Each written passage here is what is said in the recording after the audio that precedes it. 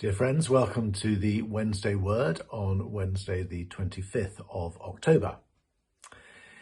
In Exodus chapter 17, the Amalekites attack the Israelites, who have just been delivered from Egypt across the Red Sea and are now camped at Rephidim in the Sinai desert, not far from Mount Sinai.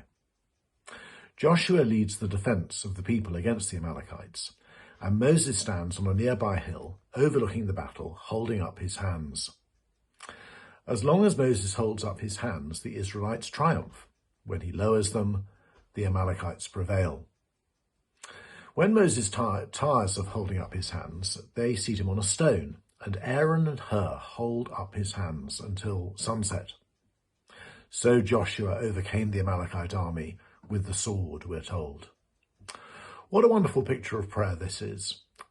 We are in the midst of a fierce spiritual battle against the rulers, the authorities, the powers of this dark world, and against the spiritual forces of evil in the heavenly realms, according to Ephesians chapter 6.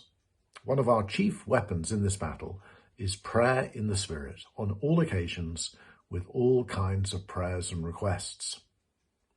When we lift up our hands in prayer, we prevail.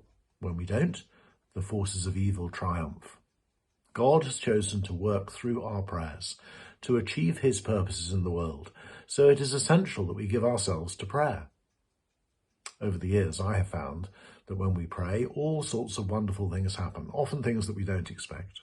When we don't, they don't happen. But prayer on our own is hard work. Like Moses, we can't keep our arms up for very long, so we need each other to help us in prayer. When I first became rector of St Matthew's in the Minster, one of the things that struck me was what a prayerful church it was.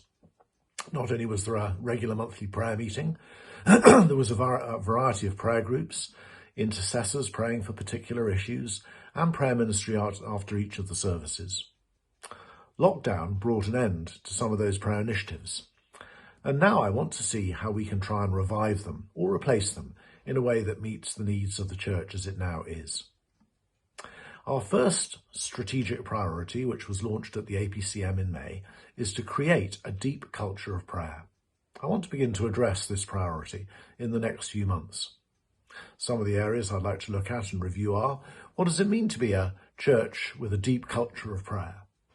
The monthly prayer meeting, intercessors in Sunday services, prayer ministry in Sunday services, the flow of prayer needs to the wider church, re-establishing a group of intercessors who will pray for specific needs, prayer for mission partners, and specific prayer groups, such as prayer for teachers, for Cheltenham, for mission partners.